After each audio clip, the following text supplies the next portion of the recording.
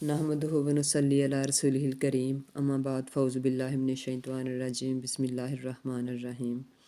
अस्सलामु अलैकुम व रहमतुल्लाहि व बरकातुहू। आज मैं अपने सबक का आगाज़ एक हदीस पाक से करना चाहूँगी। सारे मुसलमान मुबल्लिग हैं, सब पर फ़र्ज़ है कि लोगों को अच्छी बातों का हुक्म दे और बुरी बातों से रोके।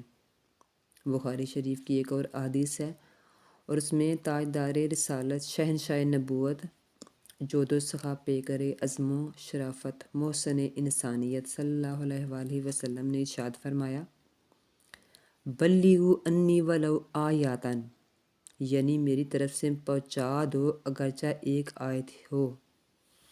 यानी अगर तुम में से किसी मुसलमान के पास एक आयत का ही इल्म है तो वो भी उसको दूसरों तक पहुँचा दो।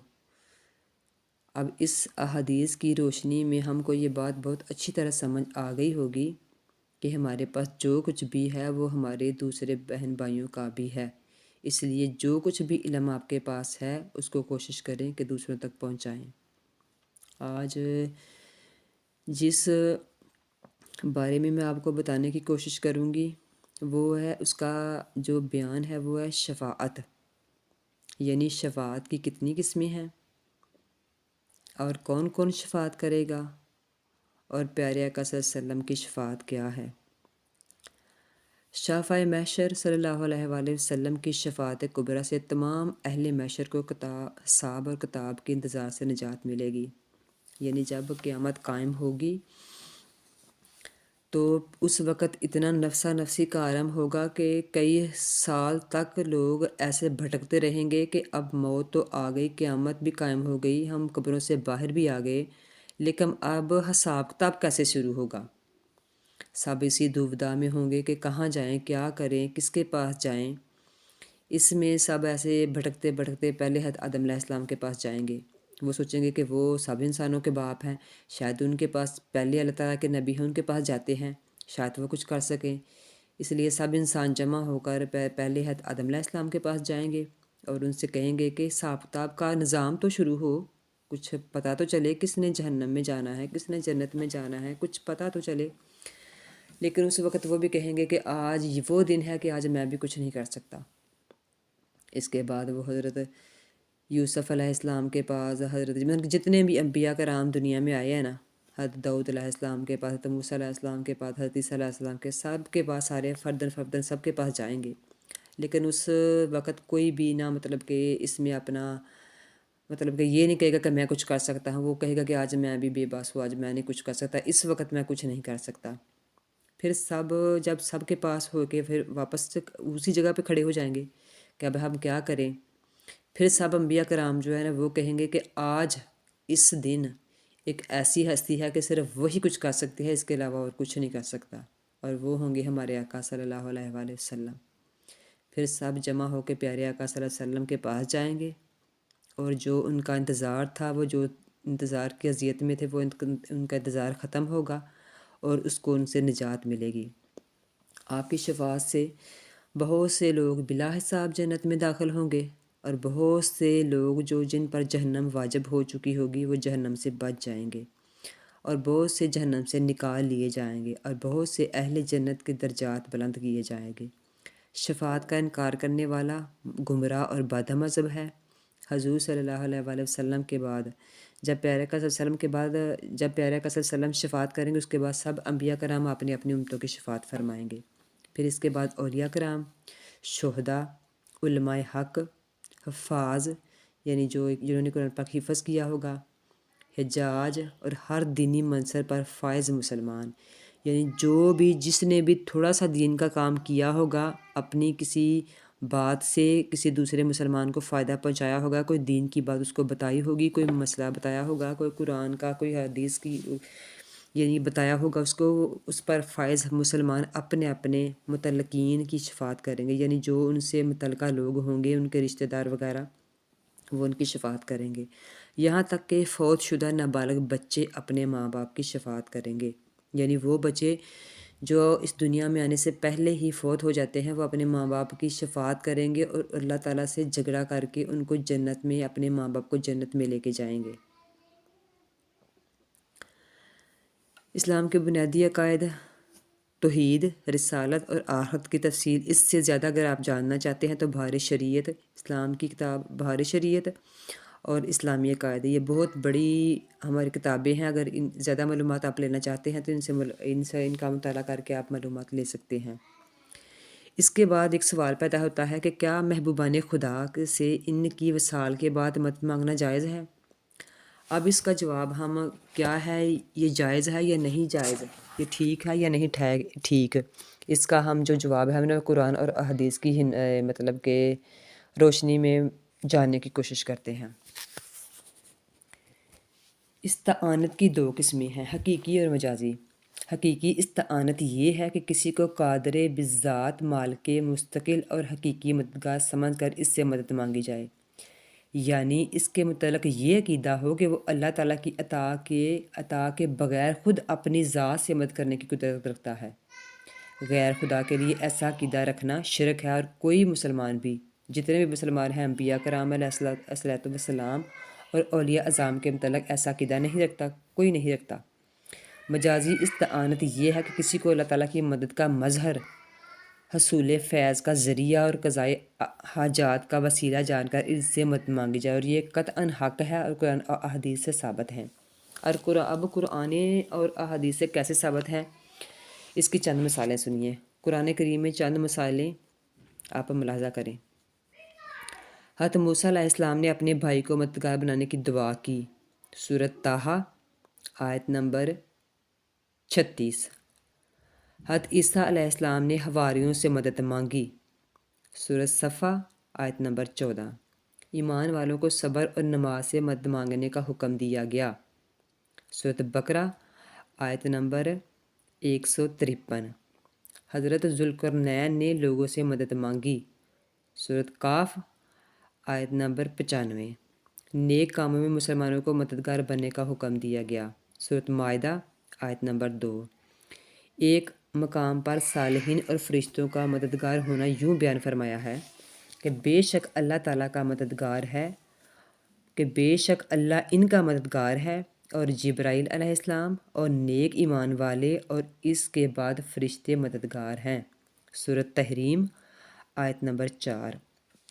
ایک اور جگہ اللہ تعالیٰ حضور صلی اللہ علیہ وسلم اور صالحین کا مددگار ہونا یوں بیان ہوا کہ بے شک تمہارے مددگار تو صرف اللہ تعالیٰ اور اس کا رسول اور ایمان والے ہیں، جو نماز قائم کرتے ہیں، زکوٰۃ دیتے ہیں اور اللہ کے حضور جھکے ہوئے ہیں۔ ان دلائل اور براہین سے ثابت ہوا کہ حقیقی مددگار اور مشکل کشا اللہ تعالیٰ ہی ہے، اور اس کی عطا سے اس کے محبوب بندے بھی مددگار ہوتے ہیں۔ جب ہم آقا و مولا صلی اللہ علیہ وسلم یا کسی صحابی رضی اللہ تعالیٰ عنہ یا کسی ولی اللہ رحمۃ اللہ سے مدد مانگتے ہیں تو ہمارا یہ اعتقاد ہوتا ہے کہ اللہ تعالیٰ نے انہیں مدد کرنے کی قدرت عطا فرمائی ہے، اور یہ اللہ تعالیٰ کی دی ہوئی قدرت اور اس کی مرضی سے ہماری مدد کریں گے۔ اگر اللہ نہ چاہے تو یہ ہماری مدد نہیں کر سکتے۔ بس جو اللہ تعالیٰ کے محبوب بندے ہیں، خدا کے مددگار ہیں، اور ان کو مددگار سمجھنا اور ان سے مدد مانگنا ہرگز شرک نہیں ہے۔ جو لوگ یہ کہتے ہیں کہ ان سے مدد مانگنا شرک ہے، یہ ہرگز شرک نہیں ہے، کیونکہ قرآن نے یہ بات ثابت کر دی۔ کیونکہ اللہ تعالیٰ کا مددگار اور مشکل کشا ہونا بالذات اور مخلوق سے بے نیاز اور غنی ہو کر ہے، جبکہ انبیاء کرام اور اولیاء اعظام اور مومن کا مددگار مشکل کشا ہونا اللہ تعالیٰ سے عطا سے ہے، کہ اللہ تعالیٰ نے ان کو یہ عطا دی ہے، یا اللہ تعالیٰ نے ان کو یہ علم عطا کیا ہو، اس وجہ سے یہ ہماری مدد کر رہے ہیں، اور یہ سب اللہ تعالیٰ کے فضل و کرم کے محتاج ہیں۔ نیز ان کا انکار اور نیز یہ کہ ان کا تصرف اور اختیار، یعنی جو یہ کام کر رہے ہیں، ان کی جو اختیار ہے وہ اللہ تعالیٰ کی قدرت اور اس کے اذن سے ہے، یعنی اس کے حکم اور اس کے اذن ان کو اللہ تعالیٰ نے اجازت دی ہے تو پھر یہ کر رہے ہیں۔ امام المحدث شیخ عبدالحق محدث دہلوی رحمۃ اللہ فرماتے ہیں کہ ہمارے نزدیک اولیاء اللہ سے ان کے وصال کے بعد مدد مانگنے کا مفہوم یہ ہے کہ دعا مانگنے والا اللہ تعالیٰ سے دعا کرتا ہے اور اس کے مقرب بندے کو وسیلہ بناتا ہے، دعا وہ اللہ سے کر رہا ہے، لیکن وسیلہ اس کے بندے کو بنا رہا ہے، اور یوں عرض کرتا ہے کہ اے اللہ، اپنے اس نیک بندے کی برکت سے جس پر تو نے لطف و کرم فرمایا ہے، میری حاجت کو پورا فرما، کیونکہ تو ہی عطا فرمانے والا کریم ہے۔ یہاں حاجت مند اس مقرب بندے کو پکارتا ہے کہ اے اللہ کے نیک بندے اور اس کے ولی، میری شفاعت کرو، اللہ تعالیٰ سے دعا کرو کہ میری حاجت پوری ہو جائے۔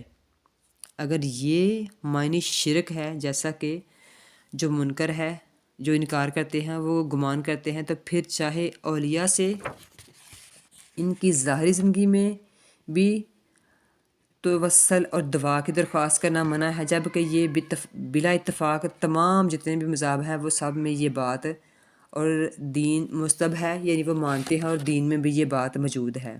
ارواح کاملین سے مدد مانگنے اور فائدہ حاصل کرنے کے بارے میں اہل کشف سے جو واقعات مروی ہیں وہ گنتی سے باہر ہیں، اور ان کے رسائل اور کتب بے شمار ہیں اور مشہور ہیں، یہاں ان کے ذکر کی ضرورت نہیں ہے۔ شاید جو انکار کرنے والے ہیں ان کے لیے یہ کلمات مفید نہ ہوں، کیونکہ خدا ہمیں اس سے اپنی پناہ میں رکھے، یعنی اس بات سے اپنی پناہ میں رکھے کہ ہم اللہ نہ کرے ہم انکار کریں، کیونکہ ہمارے زمانے میں چند ایسے لوگ پیدا ہو گئے ہیں جو ان اولیاء اللہ سے مت مانگنے کے منکر ہیں، جو بعد وصال اللہ تعالیٰ کے نزدیک زندہ ہیں اور رزق پاتے ہیں، لیکن ان لوگوں کے ان کی زندگی اور خوشحالی کا شعور نہیں ہے۔ یہ لوگ اولیاء اللہ کی طرف سے توجہ کرنے والوں کو مشرک اور بت پرست سمجھتے ہیں، جو منہ میں آئے وہ بک دیتے ہیں۔ شیخ عبدالحق محدث دہلوی قدس سرہ کا وصال جو ہے وہ ہوا 10 ہجری میں ہوا۔ اس سے پہلے ثابت ہوا کہ 1000 سال تک امت مسلمہ میں محبوبان خدا سے مدد مانگنے اور ان کا وسیلہ اختیار کرنے کے منکر پیدا نہیں ہوئے تھے۔ یہ جو بری بدعت ہے یہ 11ویں صدی سے شروع ہوئی ہے، یعنی پہلے ایسا کوئی بندہ اس دنیا میں موجود نہیں تھا جو یہ کہے کہ جو لوگ مزارات پر جاتے ہیں، ان اللہ تعالیٰ کے نبیوں کا، اللہ تعالیٰ کے ولیوں کا وسیلہ بناتے ہیں، وہ اللہ نہ کرے وہ منکر ہیں یا انکار کرنے والے ہیں۔ نہیں، یہ اب ہم لوگوں میں کچھ ایسے چند لوگ پیدا ہو گئے ہیں جو اس بات کا انکار کرتے ہیں، لیکن ہمارا یہ موضوع صرف یہ اس سے کسی چیز کو، کسی بندے کو، کسی کی دل آزاری کرنا میرا مطلب نہیں ہے، صرف یہ ہے کہ جو چیز حق ہے اس کو مانیں اور جو نہیں حق اس کو چھوڑ دیں۔ جب اللہ تعالیٰ کے جو پیچھے ہم نے جو یہ بات ثابت ہوئی کہ جو اللہ تعالیٰ کے اولیاء، اللہ تعالیٰ کے جو نبی ہیں، وہ صرف ان کے اوپر ایک آن کے لیے مطلب کہ موت طاری ہوتی ہے اور پھر وہ اپنی قبر میں زندہ ہو جاتے ہیں۔ وہ زندہ ہیں، اب بھی زندہ ہیں، اپنی قبروں میں رزق پاتے ہیں، وہ جہاں چاہے جا سکتے ہیں، آ سکتے ہیں۔ اگر وہ جا سکتے ہیں، آ سکتے ہیں، تو کیا ہم میں سے کوئی بندہ جو آپ آقا صلی اللہ علیہ وسلم کا امتی ہے، اگر وہ سن رہے ہیں تو کیا ہم جب ان کو پکاریں گے وہ ہماری مدد نہیں کریں گے؟ یقیناً کریں گے۔ اس لیے اللہ تعالیٰ کے نیک بندوں کو وسیلہ بنا کر دعا کیا کریں کہ اللہ تعالیٰ، شاید ہماری اتنی نیکیاں نہیں ہوتی، ہمارے اتنے گناہ ہیں کہ شاید وہ چیز وہ جو چیز ہم نے حاصل کرنی ہے اس کے راستے میں کوئی رکاوٹ ہوتی ہے، لیکن شاید کوئی اللہ تعالیٰ کا نیک بندہ آ جاتا ہے جس کی وجہ سے اس کا وسیلہ مانگنے سے وہ ہماری جو حاجت ہوتی ہے وہ پوری ہو جاتی ہے اور ہماری رکاوٹ دور ہو جاتی ہے۔ اس لیے کوشش کیا کریں کہ اللہ تعالیٰ کے نیک بندوں کو، اللہ کے ولیوں کو اور ان کی جو نیک ارواح اس دنیا میں موجود ہیں ان کا وسیلہ بنا کر دعا کریں اور اللہ تعالیٰ سے اپنے گناہوں کی معافی مانگیں، اور زیادہ سے زیادہ کوشش کیا کریں کہ اللہ تعالیٰ کو ہمارا دین بہت ہی آسان ہے، بہت ہی زیادہ آسان ہے۔ یہ ہم میں سے کچھ لوگ ہیں جنہوں نے ہمارے دین کو اتنا مشکل بنا دیا ہوا ہے کہ جو دین کی بات کرتا ہے وہ سمجھتا ہے ہم پر تو پابندیاں لگ جائیں گی، ہمیں تو اس چیز کی پابندی لگ جائے گی۔ ہمارے دین میں کوئی پابندی نہیں، ہمارا دین بہت آسان ہے، بس صرف اس کو سمجھنے کی اور اس کو سیکھنے کی ضرورت ہے۔ اور کوشش کیا کریں کہ اپنی زندگی سے چند لمحے نکال کر اس کو سننے کی کوشش کیا کریں۔ اور جیسا کہ میں نے سب سے پہلے آپ کو ایک احادیث سنائی تھی کہ سارے جو جتنے بھی مسلمان ہیں وہ سب پر مطلب کہ وہ اچھی باتوں کا حکم دے اور بری باتوں سے منع کریں۔ جب پیارے آقا صلی اللہ علیہ وسلم نے فرما دیا کہ تمہارے پاس ایک آیت کا علم ہے تو وہ دوسروں تک پہنچاؤ، اس لیے ہماری یہ کوشش ہونی چاہیے کہ ہمارے پاس جو کچھ بھی ہے وہ اگلے کسی مسلمان کے پاس پہنچے، کسی کے دکھ کا شاید کوئی مداوا بن سکے، شاید کوئی مشکل میں ہے تو اس کی مشکل حال ہو سکے، شاید کوئی پریشان ہے تو وہ سن کر اس کی پریشانی دور ہو سکے۔ اس لیے کوشش کیا کریں کہ اس کو زیادہ سے زیادہ نیکی کے کام کو پھیلائیں، اور اگر آپ کو یہ بات اچھی لگے تو پلیز یہ جو بیان ہے اس کو اور اپنے بہن بھائیوں کے ساتھ شیئر کریں۔ اس چینل کو جو یہ میں نے کھولا ہے، تھوڑی سی کوشش کی ہے اپنے دین کو دوسروں تک پہنچانے کی، دوسروں تک پھیلانے کی کوشش کی ہے۔ اس کو زیادہ سے زیادہ سبسکرائب کریں اور شیئر کریں اور لائک کریں، اس کے ساتھ آپ لوگوں کا بھی بھلا ہوگا اور ہماری حوصلہ افزائی ہوگی۔ آج کے لیے بس اتنا ہی۔ آپ لوگ اپنا خیال رکھیے گا، اور اس دعا کے ساتھ کہ اللہ تعالیٰ آپ ہم کو اور تمام اہل مسلمان کو، جتنے بھی تمام پیارے آقا صلی اللہ علیہ وسلم کی امت ہے، اس کو اپنی حفاظت میں رکھے اور ہر شر سے محفوظ فرمائے۔ آمین ثم آمین۔ السلام علیکم ورحمۃ اللہ وبرکاتہ۔